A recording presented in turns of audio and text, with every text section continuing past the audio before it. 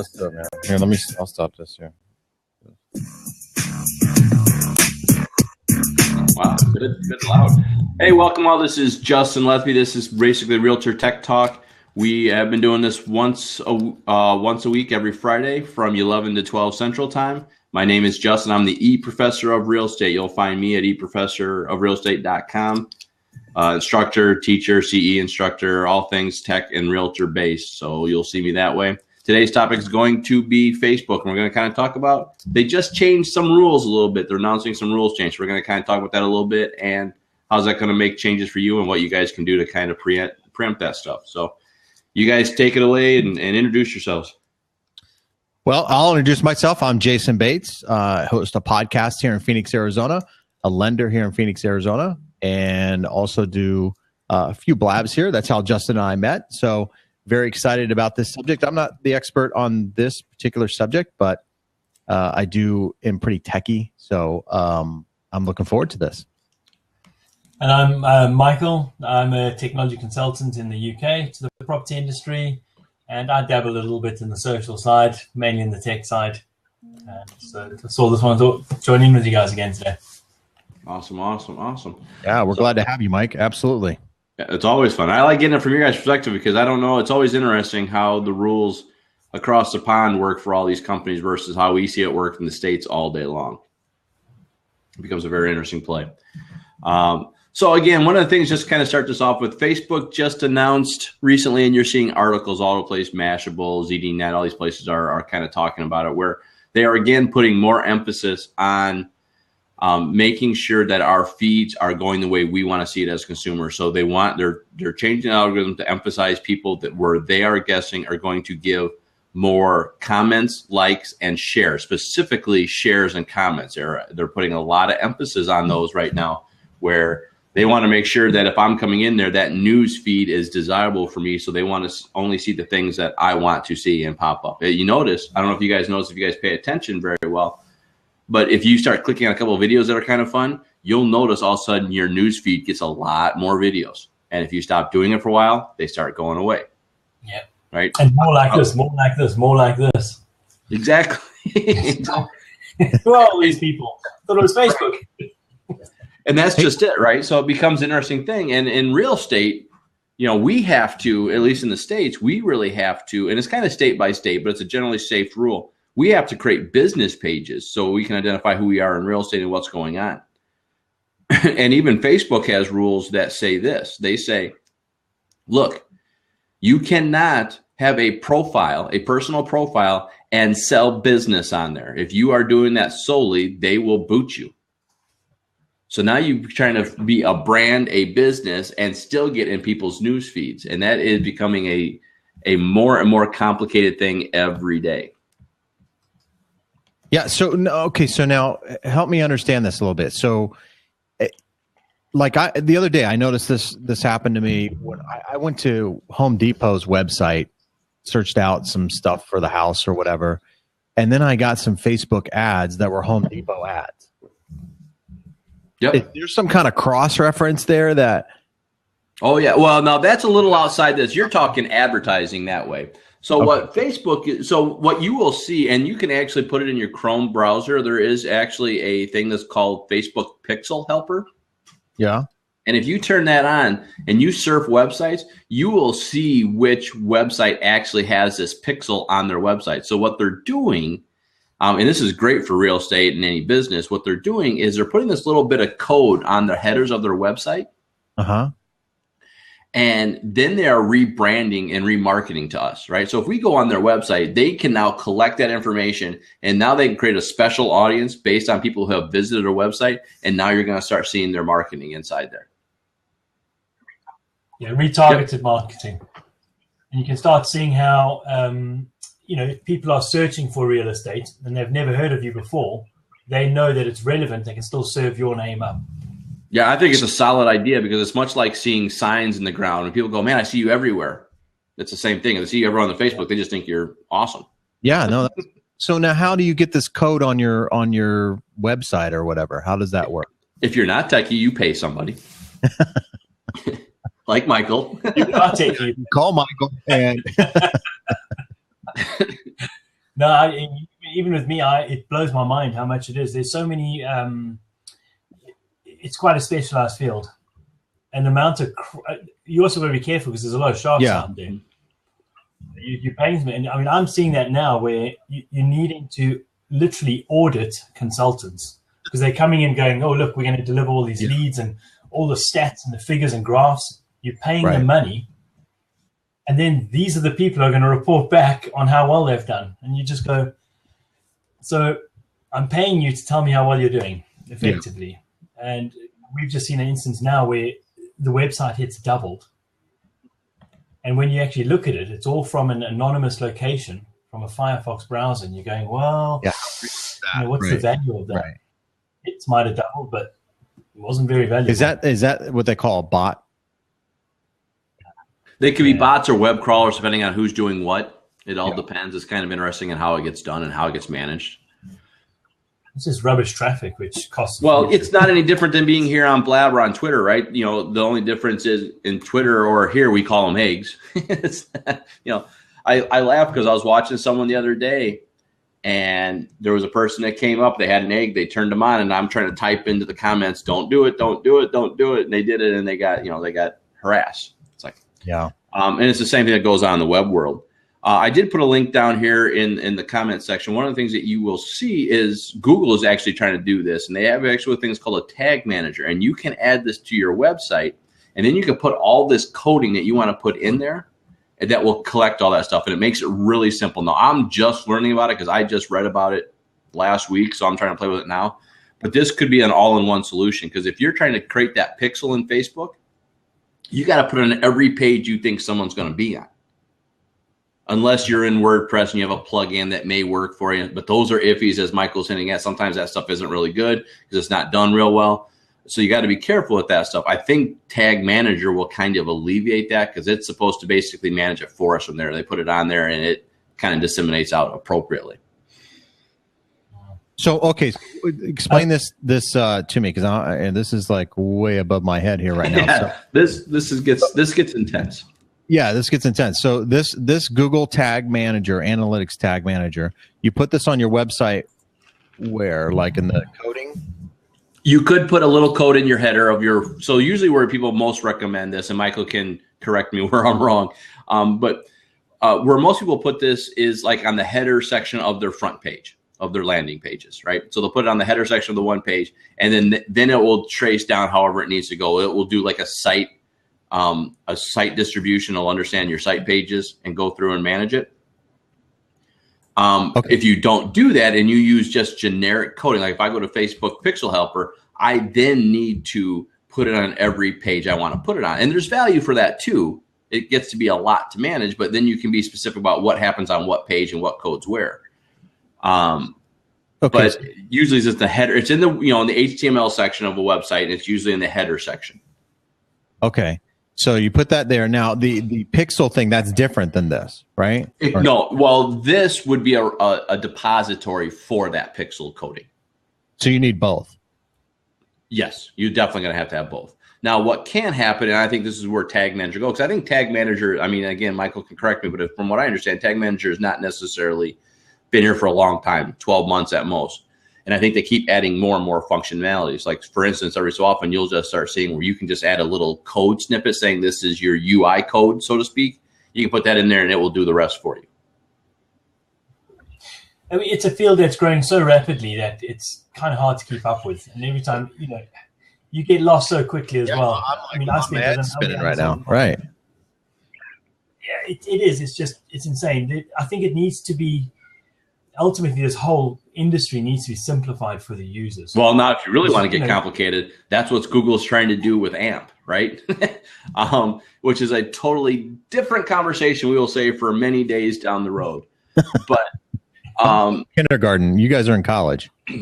No, and I totally get that. But so everyone's trying to get their feet in this conversation because they understand that this is a delicate world to balance in right now. So everyone, Apple, Facebook, Google, they're all trying to put their niche into this, and they're trying to grab their own thing. Now, what we're trying to talk about today is just growing your reach. What you kind of asked with is we're talking about Facebook advertising, which is talking about Facebook help, things like that. So I kind of led down kind of a different rabbit hole, which there's only about 100 rabbit holes to follow in growing your reach in Facebook.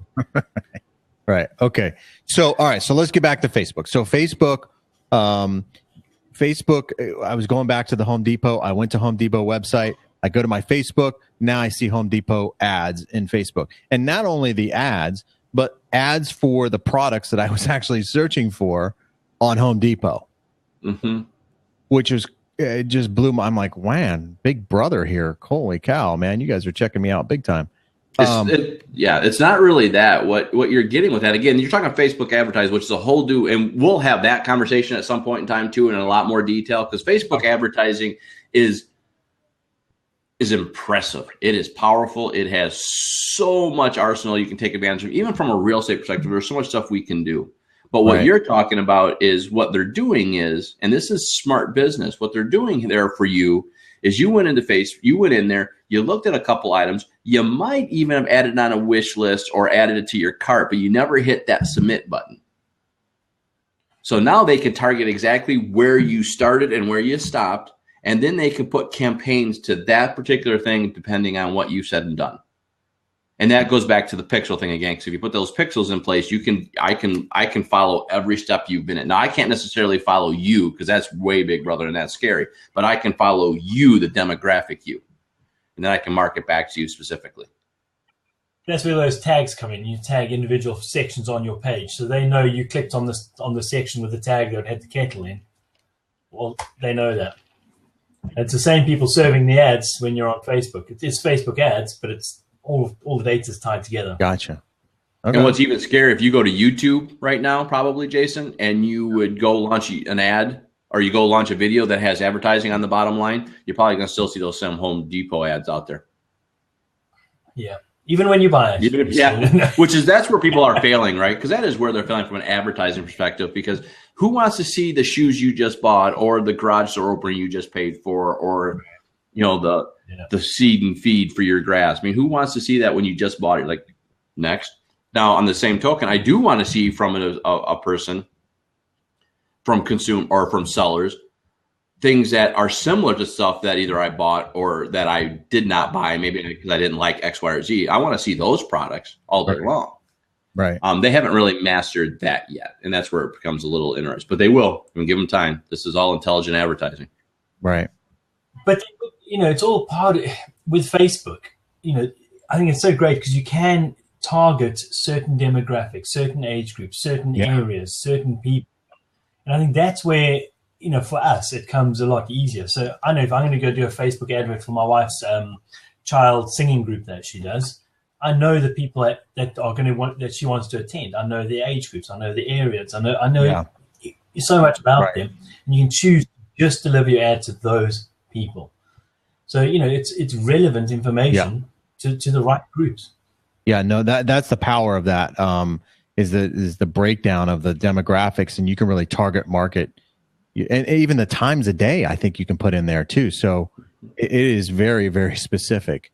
I did a Facebook ad some time ago to promote my podcast, and I think Justin, I told you, I forget the exact numbers, but it was over 1,000 unique hits or visits to it, and I had 10 website clicks for $5, and I thought that was very, very cheap for what I got in return. So no, that's actually pretty good CPM, especially for being essentially brand new people. I mean, if you're it depends on how you're marketing, how you're advertising. It can be anywhere from a quarter per click all the way up to like probably $5. So $2 isn't that bad.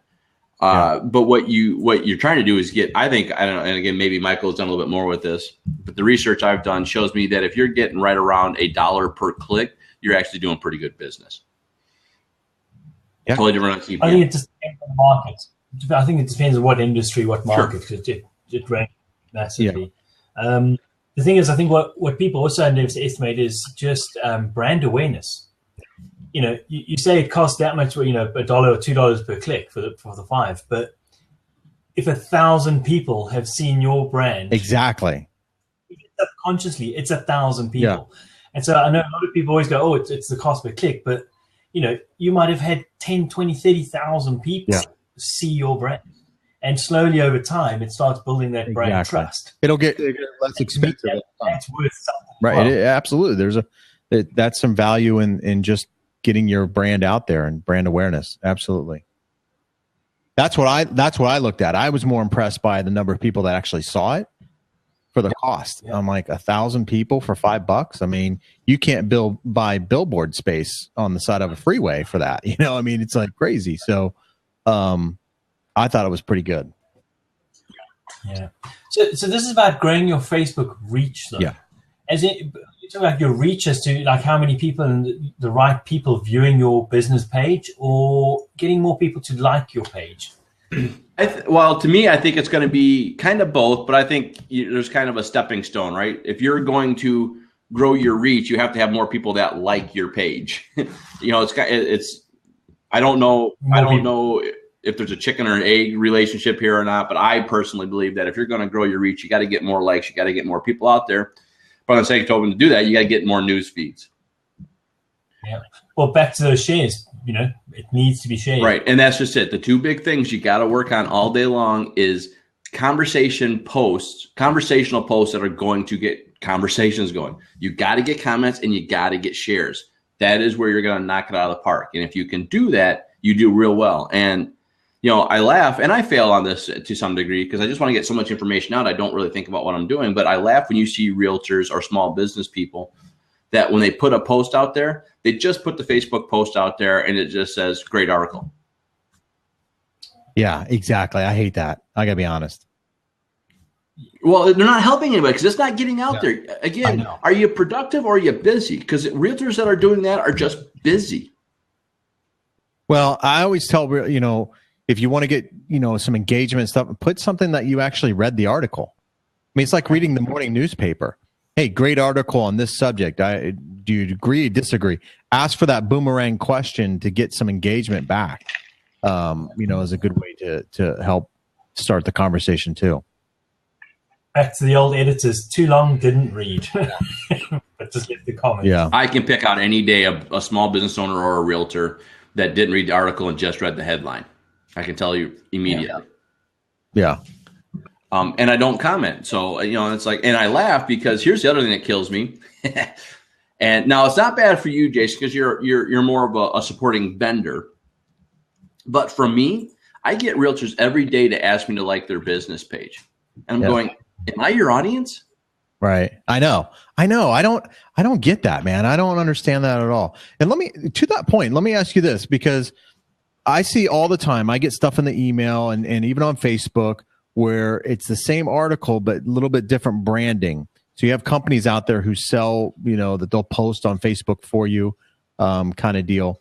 And realtors will buy into that. And it's kind of the lazy way of, you know, posting and thinking that they're going to build some kind of community by doing that. Does that help or hurt the realtor? I have my opinion about it, but I want to hear your guys' take on that. Does that help or hurt? Well, let's go with the supporting guy here. Michael, what is your thought on third-party companies that sponsor servicing clients that way? Pause. Awkward. Well, yeah.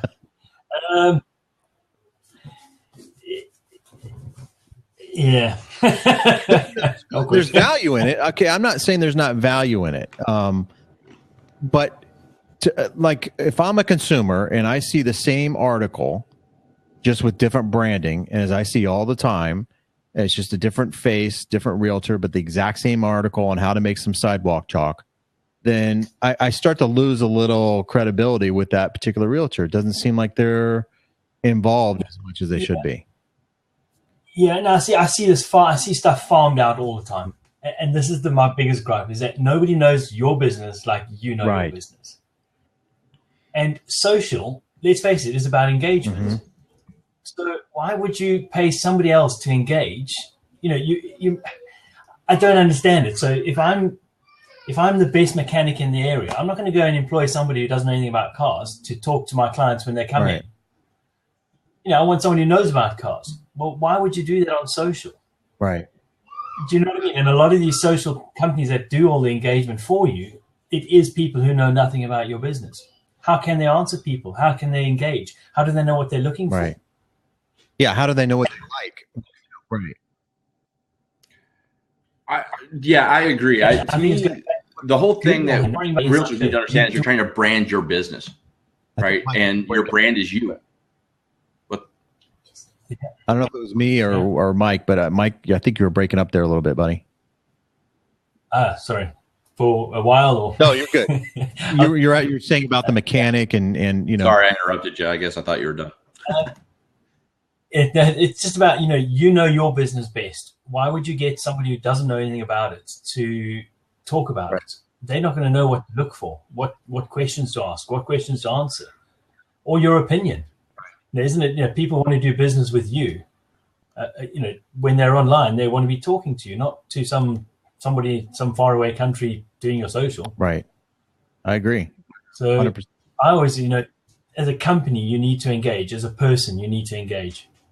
And it takes a lot of work. Sorry, Justin. It takes No, you're good. It takes a lot of work. I mean, I don't think people understand how much work it takes to engage and put up the proper content and the stuff that you want to get to grow your Facebook reach. I mean, the only way to grow your Facebook reach is to work at it. You got to work at it. It's not just post it, forget about it. You've got to be in the moment, so to speak. And I'm terrible at this. I'm really bad at managing my own Facebook page, my own company Facebook page. And every now and then I go, oh yes, I should get back on that. And I mean that. I know it's bad, right? But I'm just a bit busy at the moment to worry about the online, and I really should do. It's something I should monitor more. That is a hard part. That is time management. I always get up in the mornings, like reading the morning newspaper. Do it for a half hour in the morning, and you're good, kind of thing. But when you do get busy, you kind of get involved and you forget about it. And then when you slow down a little bit, then you start to re-engage back into Facebook, and that kind of can create some of the inconsistencies. And it's hard, man. I do the same thing. I mean, we're pretty good about doing the blabs. These are a little bit more, I don't know. I just look forward to these a little bit more than I do like a Facebook post. It's almost that, you've got a chat going. You're talking to somebody. It feels productive. Whereas Facebook, it's kind of like you put something out there, you must wait for it. It's broken conversations. And I think that's what I really struggle with. Yeah. So I understand why people farm it out. They go, well, let's give it to somebody else. So I think it does work if you have a good agency. If you've got a social calendar, you know what's going on in the company. Any event that happens, you're aware of. So if you've got good conversation with the company that you're doing the social for, it probably could work. But it does work. I mean, there's big companies that do it, but it's just one of those areas you've got to be careful with. Well, and the other thing too is I use the if this then that. I use that quite a bit, and there are some, and I haven't really explored the Facebook apps or recipes, but there seem to be some in there that would be pretty engaging, and not too just read this article kind of thing, not too distant, but kind of like a retweet almost, where you could kind of retweet something and not have to read the article or whatever, but still have something kind of going through your news stream that keeps it kind of fresh and relevant. You don't have these gaps in your news stream. So there might be some solutions there, but at the same time, when you get that Facebook notice, you got to engage, you got to get back into it, and you got to, hey, great article. Okay. Thanks for checking out my article, or, whatever the case may be, and keep that up. But I'm kind of the worst at Facebook. I'll be honest. I'm better at Twitter. I'm better at LinkedIn. I'm better at Google Plus and all. Facebook, for me, Facebook is my crutch in Facebook, and I'm the mortgage because I'm kind of secondary when it comes to this. For a realtor, I'd be more engaged if I was a real estate agent in Facebook, because that's your audience and that's your front line, if you will. For me, I always looked at Facebook as a personal kind of thing, and I just didn't want to get that personal. So that was the challenge for me. I'm more engaged now than I've ever been, and I'm pretty engaged now. So it's growing, but it's not anywhere where I want it to be. I think that's where if you've got your Facebook for Business or your Places page, you can separate that from your social and personal side. I think that's the important part. And they're actually getting a lot better. Like, I mean, you can go into Blab now, you can hit post, and you can choose which page you want to put it on. Do you want to put it in your personal? Whereas, not so long ago in the recent past, it was always your page. Right. Or you had to copy the link, log in, go to that page, and then start sharing. Right. And that's a complete pain. Right. But now, so much easier. Just hit share, choose a page, and off you go. Right. So, yeah, it's a good change there. I like that. Yeah, no, I like it as well. And I'm also engaging in those groups. Like, I've joined a lot more groups, Facebook book groups, and starting to engage and post in their side of things. And that's a little bit a little easier too. Yeah.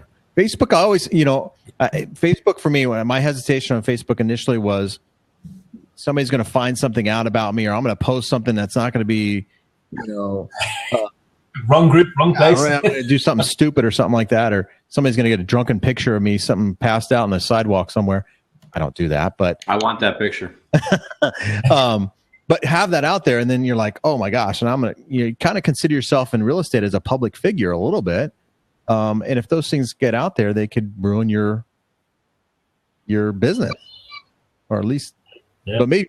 Or you might be ending up at a lot more parties. Yeah, right. No publicity is bad publicity, is what they say. Right. So. Yeah.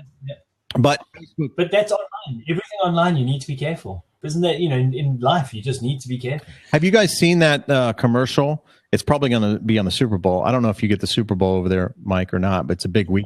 All we've heard all day is Super Bowl, Super Bowl, Super Bowl. So have you seen that commercial for millennials called Dim Patient?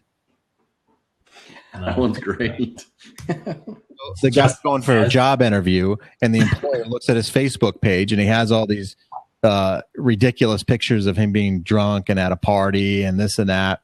And the employer says, hey, I'll call you back if I think that you'll be a good fit or whatever. And the kid who's sitting right at the desk, across the desk from him, calls the employer, and the employer answers the phone. They cut the camera, so you're just focused on the employer. He answers it, and then they cut back to the guy who's interviewing for the job saying, hey, did I get the job yet? And it's called Dim Patient, because he's calling before he's even left the office, kind of thing. It's a pretty funny commercial. But I kind of captured my feeling anyway about Facebook, that, hey, you never know what can post out there. There's been, when it first came out, if you remember, there were a lot of people posting things and saying things about people that were bad. And they didn't want to know. Now everybody's a little more subconscious about what they do and how it's posted, but you still hear these horror stories of Facebook and how it can be detrimental. You've got to keep your personal Facebook locked down tight to just your friends and your public page. Yeah, for sure. So tell Justin, what do you do to help gain Facebook reach? What do you? Well, one, I've created a class on that basically all alone. But two, one of the things that I've done for this is, with the research that I've seen and things that I've done, is you want to build things from a real estate perspective. You want to build a couple basic things. One, you want to have posts that have conversations or have things that people want to share. For instance, I think I'm in Illinois, so there's an office in Illinois called Dreamtown Realty, and I think they do an amazing job, a great job with this. They'll do top 5 restaurants to go hit this weekend while you're in the city, right? Or hey, it was a great Hawks victory. Here are the 5 locations they will be with the trophy in the next 5 weeks. Whatever they do, they'll do things like that to have things that will be incredibly sharing. And it's real estate based because it's out there talking about what's going on in the area. I think things like that. I think not having your listings out there only, horrible idea. Yeah. But having conversations and having tips and having things out there, and then wording it, because you can't say share, you can't say comment because Facebook will ding you for it. But you can say, you know what? Hey, these are great things. Take a bunch of friends with you to these events. And if you say words in a certain way without putting share, they will share, right? Right. So you don't have to, say share, but you can say, give it to your friends, and do things like that. So those are some of the things I do. Pictures are huge right now. And the other thing is video.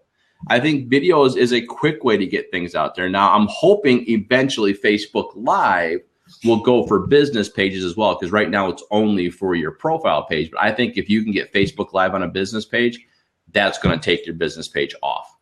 and it's just going to launch it in major ways, because you're going to get interaction, you're going to get comments because people are replying to you dynamically.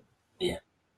We were talking about Facebook Live yesterday, funny enough. We don't have it over here, which is a bit annoying. We're waiting for We don't have it over here if you're Android users, just so you can. I don't have it. I'm kind of annoyed myself.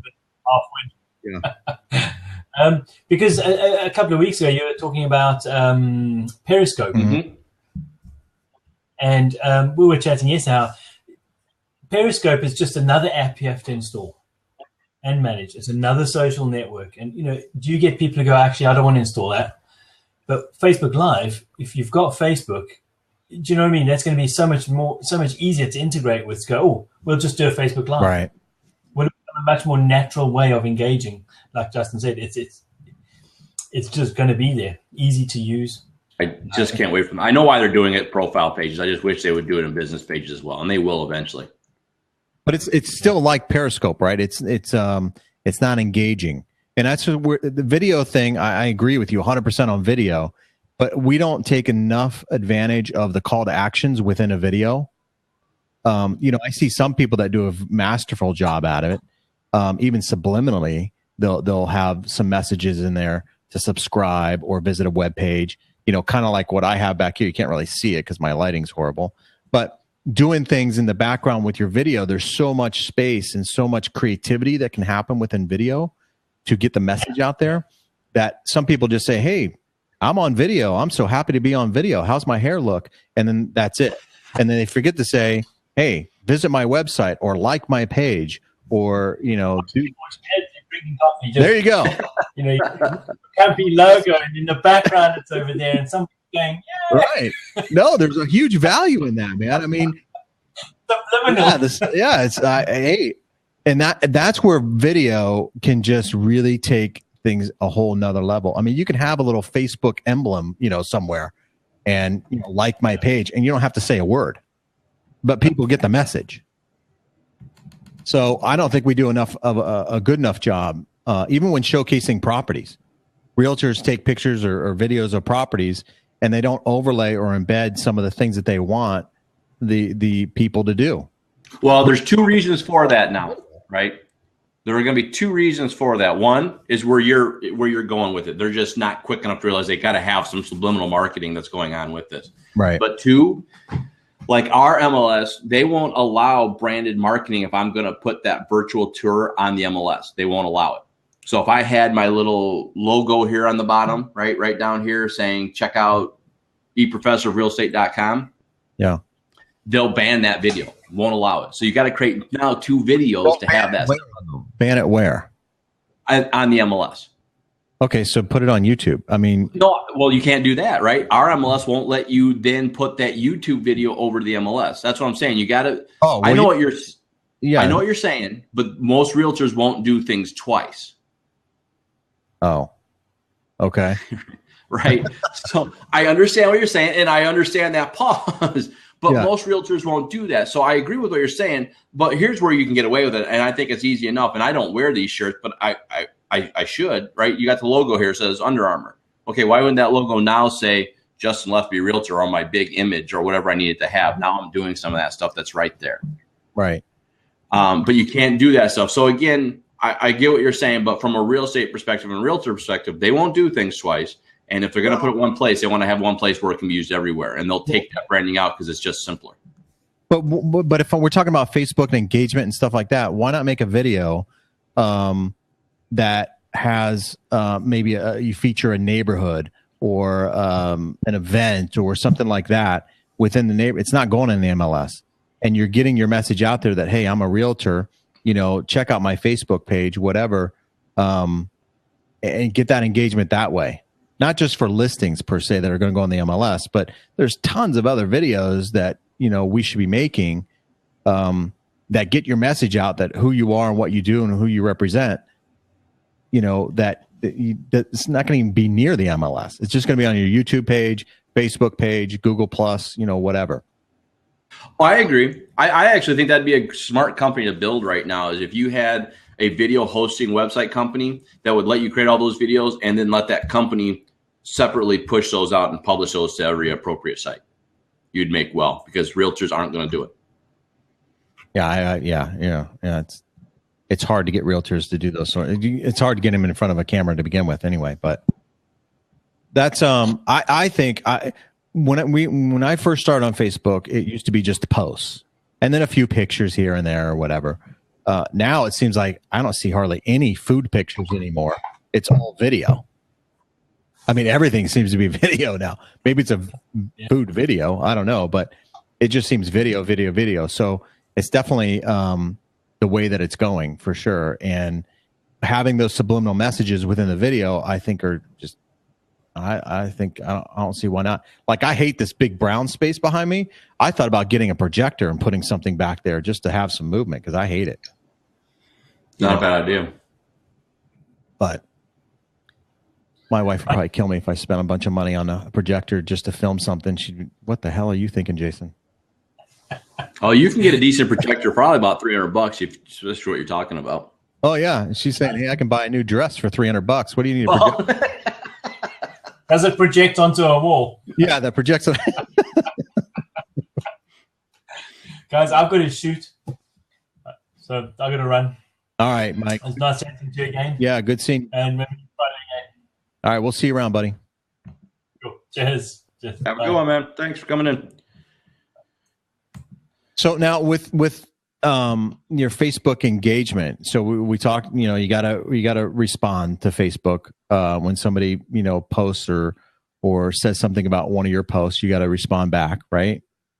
And then definitely got to have those interactions. That's going to help encourage more communication. It's not how Facebook reads how a goes back and forth, right? They're not going to say if you respond, it's going to happen. They're going to record as many comments. They're going to reward interactions.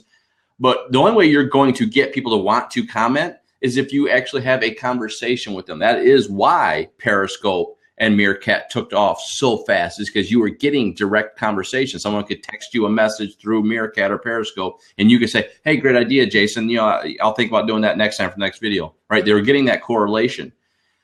Facebook doesn't regard that in any which way yet or not, but that will help encourage more conversations to happen and more people to communicate with you, and more shares and more, and more.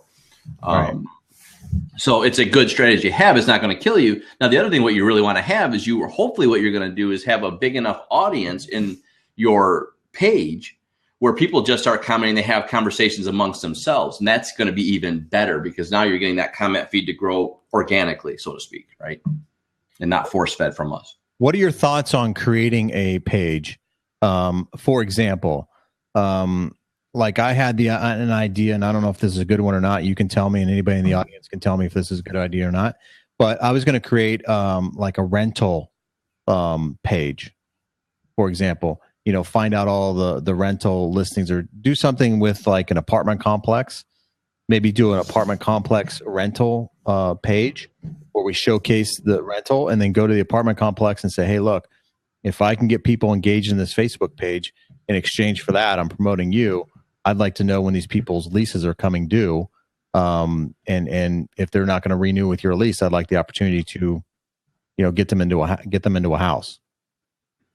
So I guess I don't think it's bad. I just wonder. Sometimes I'm wondering from that kind of conversation, what you're trying to do is if a group isn't going to be a stronger strategy, right? And I'm bouncing back and forth. I don't know. I think that page idea is a great idea. What I don't know is it going to be better suited in a page where you just get to kind of disseminate information, or is it going to be better in a group where people get to have that conversation kind of organically in a group, and you're just inviting people in, or maybe it's an open group and people can start talking back and forth.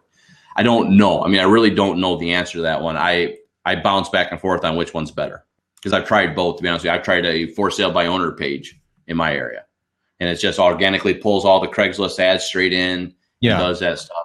And I've gotten some decent hits off it, but I'm just going, okay, maybe it would be better if I actually had a group saying DeKalb FSBOs, right?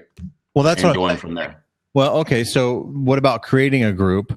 Because I see a lot of realtors that create these groups or whatever for specific areas, whatever. But like you said, what's your audience? Like a lot of, realtors will get a group together of other realtors, which is great. There's a lot of value in that. And we can all learn from that. But if your audience is, renters or first-time home buyers or multi-luxury or, whatever it may be, trying to create a Facebook group for that to get the proper engagement so that you get what you're looking to get out of Facebook. Does that make sense? Yeah, absolutely. Yeah, no, absolutely. So when we talk about Facebook engagement or growing your reach, I mean, the whole purpose of most realtors growing the reach, I mean, at least for me anyways, the only reason I want to grow my reach in Facebook is so I can get more business. I mean, let's face it, the more people that know what Jason Bates does, the more opportunities I have, and that's it. Facebook, I'm not looking to make 10,000 friends across the country. No, and that's always, I think, where we fail, right? And again, we can refer business. Agents can refer business across the country, and that's awesome. But I think you're right. There are a couple of guys I know. One is, his name is Jonathan Osmond. He's a Keller Williams agent out, I think out east. Anyways, he's a big football fanatic. So he created very early on a Facebook group for his favorite football team. Right. And he probably said he counted about 20 to 30% of his business from that group, because they had, they were just advocates talking about what they liked. And then they discovered that as a realtor, they would go to, tailgate parties, they'd come together, and, he got business from that because he wasn't promoting him. He was promoting a hobby and an interest and things like that moved forward. I have another agent that I think she's in South Carolina. Her name's Sue Adler. She's going to shoot me. I know her, and she's going to shoot me for not remembering exactly where she's at. But she moved to a whole brand new area, started real estate pretty much from scratch. And what she did is she created a website, social media stuff that didn't sponsor her. It sponsored all the businesses in the area. And they talked about the businesses, and she worked coupon codes, and she did this stuff socially. Right. And it grew so well that, she is now a huge team, and she pretty much just lets the team do her own thing while she kind of goes on her own adventures in real estate and higher level stuff. And she does amazingly well with that. And so that's a great thing you just pointed out there, getting local businesses to sponsor a coupon if somebody goes to your page and likes your page. And then you can exchange that for a coupon or whatever they can use. That's brilliant, man. That's awesome. I think it's a good idea. You can even do it from inside Facebook. There's all sorts of apps. And if you really don't want to do it that way, you could add, just a couple, post weekly, the coupons of the week, and go out there and use them and have them create a special coupon for you. So when they come in, they hand it off. You can say, look, I want you to track this because I want you to see what's going on. Yeah, that's really good, man. I think I may do that. I think realtors should do that. What about like giving away like my Facebook page and giving away like a free, I don't know, home cleaning or key service or something like that? How much does it cost? I think it's a great idea. I think all those things are great. You build relationships with good things like that. And again, I think one of the things you got to grow into is I think you got to grow into video. I really think you got to grow into these kind of conversations. I think podcasting is definitely where it's at for some of this stuff right now. Yeah. And I think the best way you're going to get, because you can't get Carbonite or you can't get, Zillow to sponsor you. We're just not big enough people for them to want to sponsor. But you can get Mary Kay House Cleaning to sit there and pay you $5 a month as long as you give them a coupon code or you give them some sort of marketing at the end of all your podcasts or during the middle when you're talking about something, right? You can do that stuff and they're going to get more traffic and it's going to be worth it for them. And if you get, 3 or 4 at X amount of price, at least you paid for the essentials that you've been doing to keep this afloat. Right. So, you have those kind of things that work inside there. And I think these are all good ideas because, again, everyone wants to get the Jason Bates mortgager of the world because they got bigger pockets, quote unquote. Right. But I think it's smarter to build that relationship inside the community saying, hey, by the way, Chilton's, you're a good athletic company. I'm big into sports as well as my real estate. Why don't we partner up a little bit and, you pay me X amount of money and I will advertise your business while I'm talking, right? You've built a relationship. Now, right. When the people are coming in there and say, they met a new person. Oh, by the way, Justin's a great realtor. Go look him up. Right. Right. And there was no me saying, I'm a realtor, come work with me. I always laugh at that. Chamber of Commerce, they want your business card so they can hand them out to all the people that come in and do that. Well, I guarantee you they throw that stuff away because I don't care. I haven't met you. It's not what I want. Right. I'd rather go on Zillow and find your face than another piece of business card. Well, the key, getting the likes on your Facebook page, right, is, and it looks like Greg's going to come in.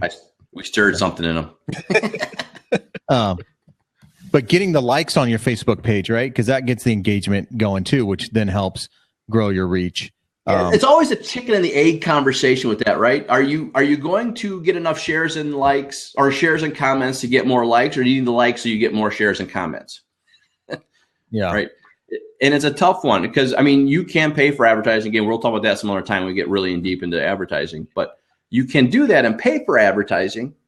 But I think it's much better to have conversations in there because those conversations and then will reach friends of friends. And that's you're trying to get those friends of friends to come and like your page. Yeah. Advertising, I mean, I've always said, our first job is in the real estate profession is to market ourselves. Marketing is our job. The byproduct is real estate. The sexy part is, the house and all that kind of stuff. But our first and foremost job is marketing. And we all kind of think that, hey, I'm a real estate agent or I'm in mortgage or I'm this, that's my job. Well, no, our job is to put the word out there of who we are and what we do and who we represent and all that kind of stuff. That's our job. And then the secondary part is the other, is selling the house and stuff like that. But first and foremost, you got to market yourself. And Facebook is a great way to grow and market yourself. There's an article I posted for you guys that just came out this morning. Did you guys take a look at it? It's about kind of what they're doing in regards to when they took some polls of what people are liking and not liking, what's seen in their news feeds, and what's going to be. They're discouraging people from asking people to like their page consistently. Like, hey, go like my page, go like my page, go like my page. You're going to start decreasing that viewership. Yeah, they've been making, and this is kind of what brought this and made this kind of the forefront conversation for this week because I was reading that article and it's been holding true, and they're going all holds barred on stop asking for the comment, like, and share. Mm-hmm. If you're doing that, they're going to pretty much irrelevant. Those posts will still exist, but they will not hit news feeds. Yeah. Yeah, it's incredible they change on a daily, weekly basis of what you can and cannot do. So having like your guys' show, having social media marketer, having that kind of stuff, because if not, if you didn't know that, you're going to keep doing that and you'd be in the Stone Age. You're like, my marketing sucks. It doesn't work anymore. It's because of one tiny thing you didn't do. Well, and the other thing is too, we talked about at the beginning, Greg, is that there's a lot of people out there who sell you hocus pocus, out there, and they're grabbing your money and you're not the wiser because you're not up to date on what exactly is happening. So yeah, there's one of the posts that I showed with you guys last week or the week before about you can post out and it looks like it's coming from a friend of yours, like a testimonial how great you are in the whole 9 yards. Well, we've had like 1,500, almost 1,600 impressions on our ad that we've been running. We've had 7 or 8 people that have clicked on the ad, but the company won't tell us who clicked on it for some privacy rules. So I'm like, well, then what the blank is the point of having you? Right. Is it just to give you my money? No, we're canceling the agreement. This is stupid. Yeah. Yeah. That's what Mike was saying too. He built a website. He's had some engagement with it and he can't really, it's like some unknown source. Yeah. From Fox or something that's been clicking on it. So he can't really track it either. So it's a bot of some sort maybe, or most likely. It's either going to be a bot or a web crawler. It really depends. And it's too hard to find out what it is. You don't know if it's Google and Bing and those guys web crawling you, or you don't know if it's actually just sort of some hocus pocus guy paying so they can say, look, I'm actually marketing your stuff. Yeah. And that's why we're canceling it immediately because that's just bullshit. Sorry. But that's good. That's part of the trouble with what we do. It takes a long time to market, and you're up against some fierce competition like Zillow's and all these other companies that have millions of dollars to spend on this. And we're trying to find that golden nugget of how we get, how we shine above the rest. It's really, really hard. And it takes a lot of work. It's not easy. It's not. I think that probably the easiest way to go about it, guys, in my personal humble opinion, and I'd love to hear your thoughts on it. What is my company? It's a coaching. It's a podcast. They're called Real Estate Uncensored is why we have. It's my parent company is McDaniel Systems. One of the questions on the side. But this is my opinion on it. I think if you were to go out and once a week, go like Playster.com, the website, I know we've talked about it. They do an idea for agents once a week. And some of it's rudimentary. The three of us, we're a little bit higher level. We've been doing this for quite a while. We kind of know the game. But for a lot of folks, this is some really good information. Take that idea, read it, disseminate it, do a 1 to 2 minute video, post that video, Say, hey guys, if you like this content, come on back to my site. I got other videos on it. And if you have any questions, just let me know. Boost it for $5 a day. Then you're not competing with Zillow, because Zillow's giving a written content. They're trying to get clicks. But if you get legitimate, organic, interaction, because there's actually something there that they wanted. I mean, that is what we're doing, and we're seeing a really good response with that. Oh yeah, you would. You're above the bar, but again, you're doing something no one else is doing, and that's why we started at the beginning of the year, Jason and I, talking nothing but video. And I think you nailed it on the head. If you do a 1-2 minute recap, it's a no-brainer. It's a no-brainer. You can go to realtytimes.com. As you guys know, it's an information aggregator. You can go pull like one-page articles on buyers, sellers, homeowners, HOAs, renters, and then maybe do like one article a day and just regurgitate it out. It's real content. Keep it short and sweet. It's going to resonate with somebody. And say, hey guys, if you get questions, Facebook message me. Do something. Keep it on Facebook, so Facebook goes like, okay, you're still staying on my site. The content's still here. Here's one too that I'll put in the chat room that you guys can use. I've used Investopedia. I don't know if you've ever used them or seen them or whatever, but they have really good articles on home and auto and all that kind of stuff. And there's really good ideas in there, pros and cons of buying versus building a home. Really? And the nice thing about, these video, Greg, that you're touching on, which is exactly the song I've been singing for a long time, is that each realtor can have their own take on it. So even though it may be the same, same title or same content, because you have your different spin and your different personality into it, people do business with people they like. Therefore, you can talk about the same thing as somebody else talks about, but they may just resonate to you. Yeah. Or associate with you. So there's no fear of, and I think that's the other thing that really holds people back. I want the new thing. I want to be the first on the block. I want this. Listen, just get down to basics and talk about what people want to know. And that's the other thing that's really hard too, is realtors it's hard to find out what people really want to know. We're in the field so much that we kind of take things for granted and kind of dumbify it down a little bit. Too. Right. And so, like we don't think about the pros and cons of buying versus building because we're kind of in it all day. But a new home buyer, well, should I go new build or should I go existing? I don't know. What do you want to do, honey? They don't know. They don't know those pros and cons. Yeah. So no, that's huge. That's huge. And like you said, Jason, you nailed it on the head on this one. They just don't know what they don't know. And, going in there and just going there, they hit the ground running. It's like us trying to go out and buy a brand new, I'm going to get a Mercedes, a BMW, I don't know, a Tesla, whatever. They all look good. They are great options, but which one's the right one for me? And that's where the expertise of us coming in and advising them. But to really get out there and not be the first on the block, you don't need to be the first on the block, guys. You just need to be consistent on what you're doing. I mean, see this thing right here? Business card. This is the most powerful thing you have because you can just go hand that out, make a connection, in person. God forbid you talk to another human. And we talk for a living? Are you kidding me? Yeah. Wait, what? It's a people business. But just go do that. My AIM class for Jay Rockcliffe Realtors here. I challenged my last class. I think I told you guys this.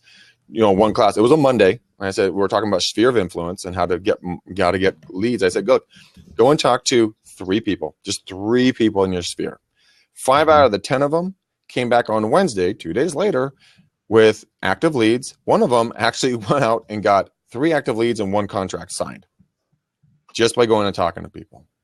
That's awesome, man. That's awesome. Yeah. Now do a video on that success story. Yeah, exactly. I did. I tried. Well, you remember I bought this thing with the baby memory in it.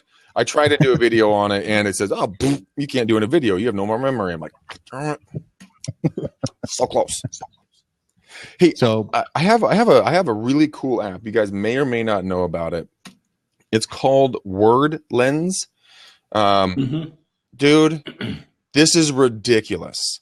You just point the camera at any kind of verbiage and it translates what you're seeing into another language. So it goes from English to Spanish to English.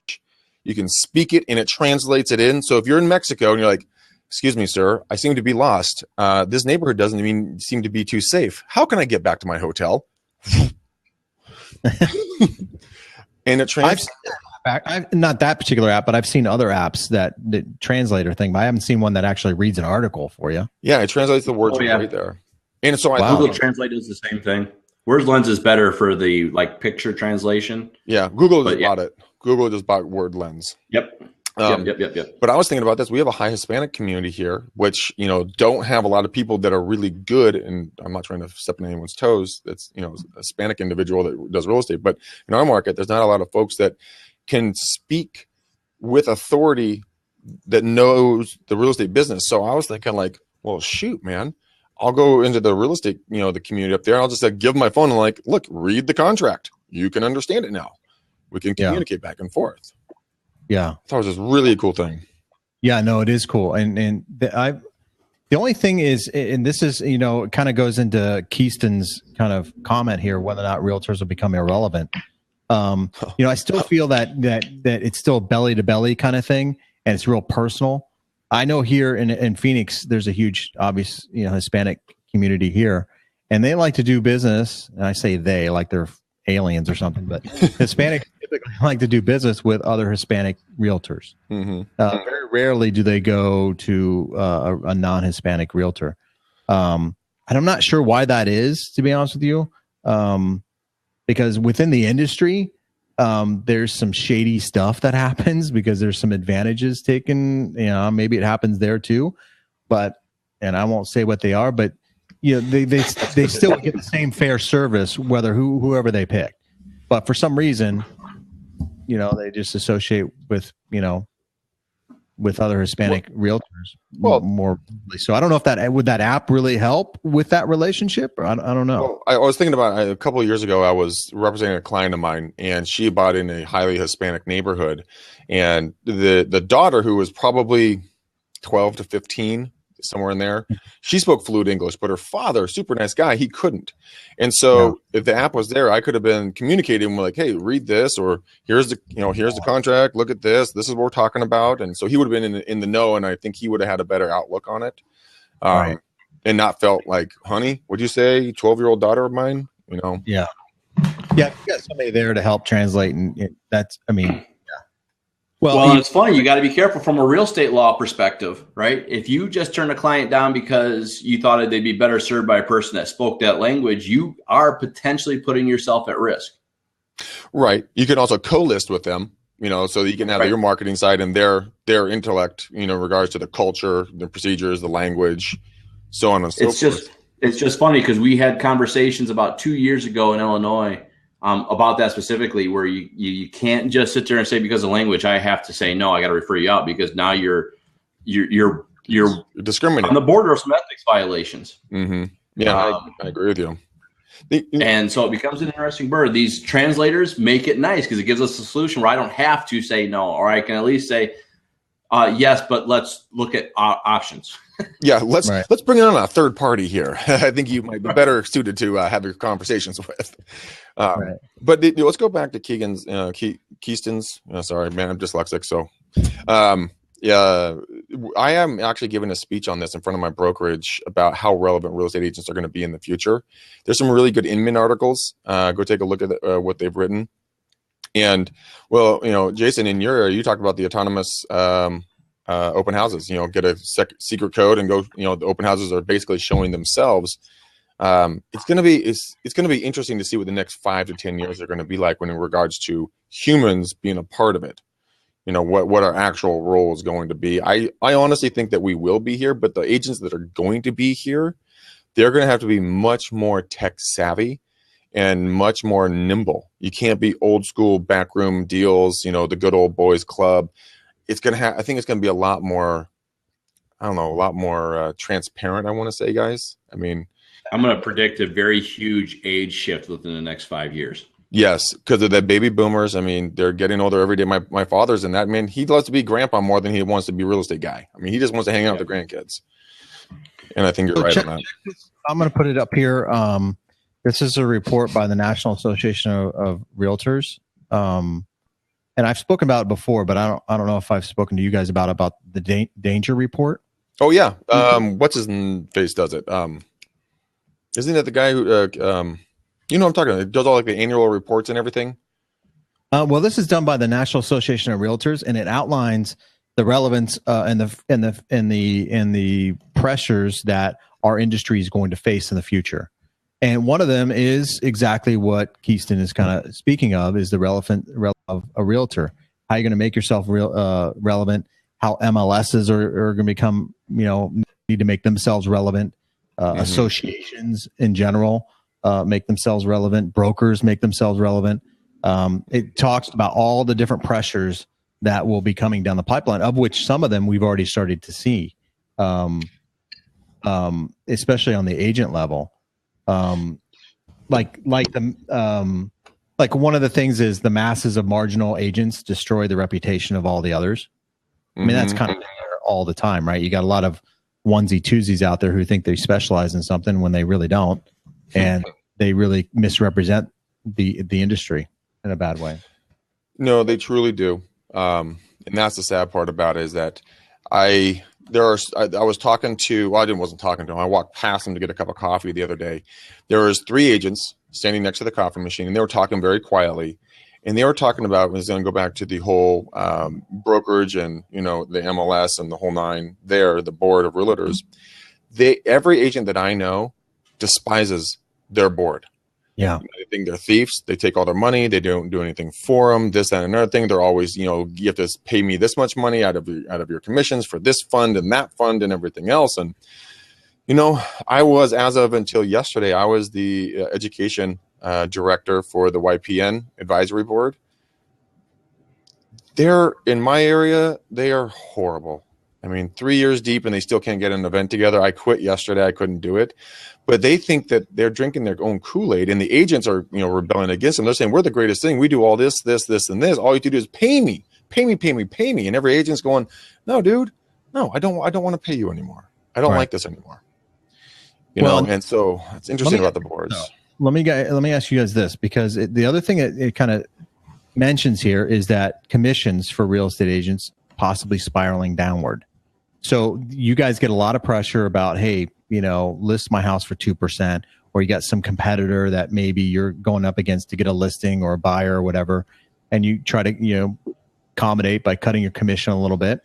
So there's a lot of pressure on cutting your commission. Now, because of that, you don't want to pay some of these other associations. So in other words, if you had all this money coming in, you probably wouldn't care about the association. So it's kind of a trickle down effect, don't you think? Mm-hmm. It is a trickle down effect. I mean, but there's the guy that was leading our board, the YPN board the first year. He's all about like Mr. Politics, which is annoying as all blank. But is he like Trump? Yeah, he's like Trump. Listen to me. I am always right. This guy's an asshole. This guy's a blah, blah. Oh, but I love you all. You're gonna love me. Yeah, you're gonna love me. I'm gonna give you everything. I am manna from heaven. That made my day. My job is done here. I'm gone. Yeah. No, got but weird face. With the hair. My dad actually. Dad was joking with me today. He's like, Greg, you're like the Trump of real estate. I don't know what we were talking about. I'm like, but I'm better looking and better hair, right? And I totally got my mind off of what we were talking about. It got me laughing about Trump. We were talking about the boards and everything. Was that where we're going on? Yeah, their relevancy, I guess, or whatever. I was talking to a buddy of mine. I ran into him in Safeway. He's been an agent. I've worked with him. He's a boater. I'm a boater, so we had that bond. And he has this great idea for an alternative MLS that Zillow doesn't control. Like you guys are talking about when I first got on, right? I think you guys are talking about something like that with videos or whatnot.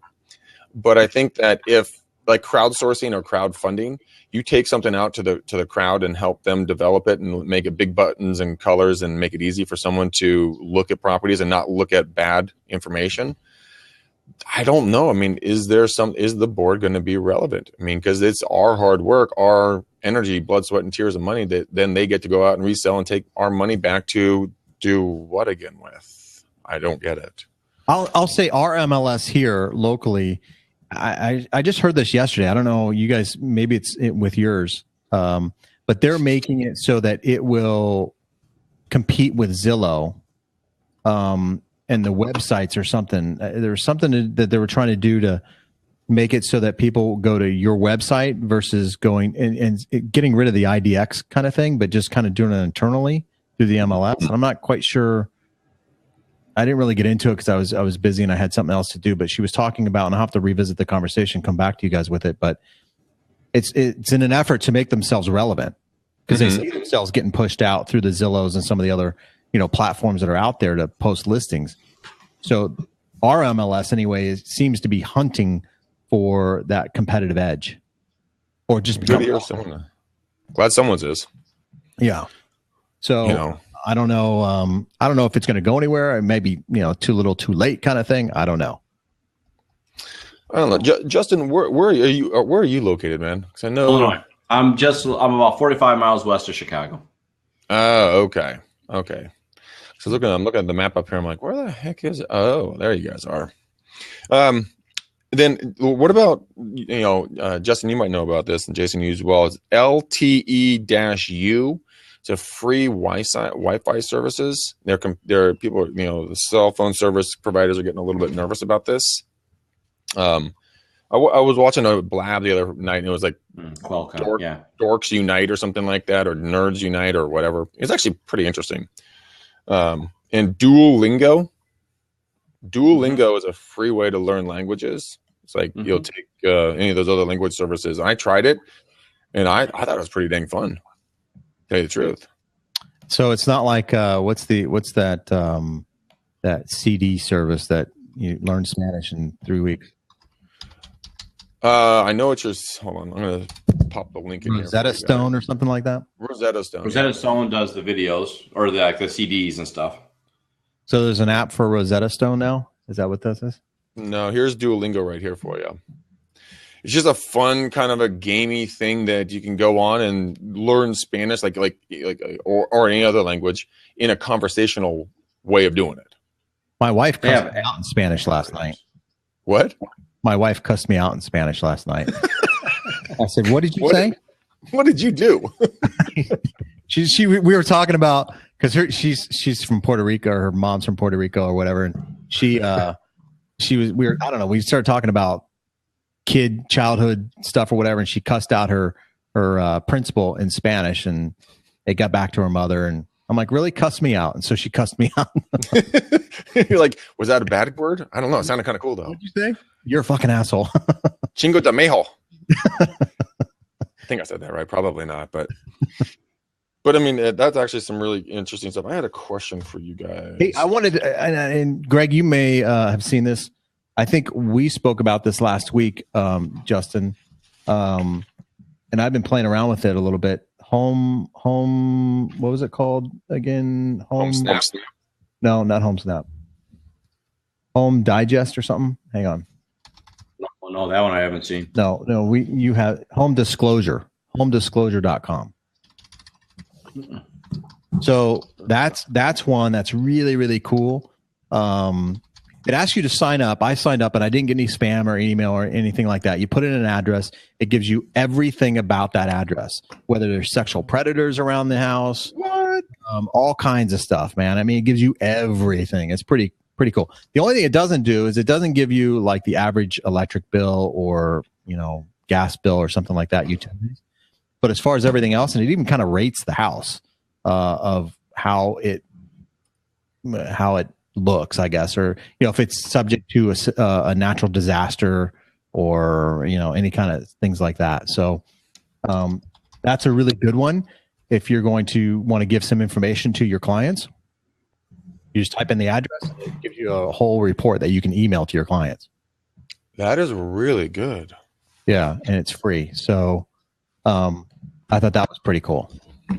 Yeah, I'm doing one on. And it takes some of that pressure off the realtors because they can't say a lot of that stuff anyways. Well, I've had a couple realtors here that I've seen. We talked about the email and the branding, and they kind of do this form email thing that they send out. One of them on their email said, "Hey, if you want to report an extensive report on your property, I can provide that for you." And I thought, well, how the hell are they doing that? Because at least here in Maricopa County, there's really not any reports. And so I started doing some research and I found this. I'm like, that's probably where she's pulling that information from. But she was selling it as though she had the exclusive to these reports. Looks like I made $100,000 in my value of my home. That's awesome. Yes. Yes. I'm so. Sometimes they have the picture and stuff on there of the home. They might be outdated or whatever, but it does tell you a lot about your home, which is really, really cool. I have one offender nearby. Moderate wildfire risk. Dude, I'm a 4-story condo next to a pool. I don't think I'm going to be too risky. You got trees and stuff around the house? Yeah, but it's in the middle of like this. Like I have my unit, and then it's just, yeah, there's some trees, but I mean, it's gonna. I guess it could be moderate. I mean, yeah. So, like yeah, but there's a lot. If you scroll down and then you click on the right hand side, it'll expand each one, and give you a little more detail within each one. I mean, it's a pretty extensive report. Landslide risk, high risk. I live in a flat area. Interesting one. Isom Hills. You know that place in Kentucky? I think it was Kentucky or West Virginia or whatever. They had that mountain that slid down last year or whatever, and it just sucked up that whole town. Oh yeah, I remember that. That was kind of tragic, actually. Yeah, it does suck. This is actually a really. Speaking of which, isn't there a house that it was on the news this 2 days ago, right there in San Francisco, that is falling off? They just started building it or whatever, and $2 million home. Yeah, they leveled it because the concrete the driveway was separated because it was, you know, the foundation was subpar, and so they just demolished a $2 million home, and then over in a city called Pacifica, which is on the Pacific Ocean. Go imagine. They have a lot of erosion issues over there. Yeah, in this whole apartment complex. Yeah, it's falling in, and that's not the first time that's happened, but it's we got El Nino is doing some work to us this year. And the homeowner was interesting because the homeowner there said, "Hey, that's okay. I'm a San Francisco, and you know, I'll just rebuild." Yeah, and I'm like, really? $2 million? I mean, can I have access to your bank account, please? Oh no, in that neighborhood, dude, $2 million. That's a cheap house. Is it?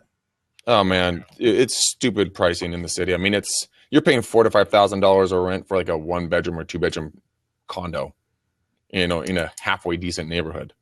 Hey, I'm gonna. Speaking of which, I'm gonna give you a. You guys, last night on Real Estate Roundtable we did, and I found this this video, and it's from. Here, I'm gonna pull it up here, and put a link into it here for you. It's from Julian Castro, the head of HUD, but he did a Google Talk session. And Google, I guess, has kind of like TED Talks, if you're familiar with TED Talks, and but Julian Castro was there in San Francisco, I think about 3 weeks ago or so. To meet that demand. Hang on, also at HUD.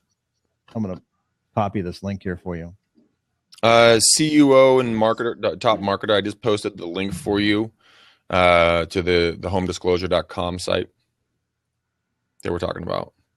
No problem, man. Thanks, Jason. That's ridiculous because that's a huge opportunity, because most people, they do the janky, you know, hey, I can give you an updated report on your home, and it's, you know, a halfway done report at best, right? And the home disclosure is really good. I put my own house in there, and it was good, man. I thought it was pretty extensive. This video here that I'm going to post here, this is Julian Castro speaking about some of the problems at HUD and some of the affordability problems there, especially in San Francisco, even Chicago, which is where he's from originally. I think he was a mayor or something there, wasn't he? Who? Or no, he was in New Mexico or Texas or something. Yeah, it wasn't us. So toxic Google. What is this? Julian Castro speaks about HUD there, and it's if you got some time, listen to it. Whatever, it was pretty enlightening, actually. And I guess there in San Francisco, they were saying they got some people from the audience or whatever to toward the end there ask some questions and speak about their concerns or whatever. But they were saying that there's like homeless people in San Francisco that actually live under the bridges and stuff there.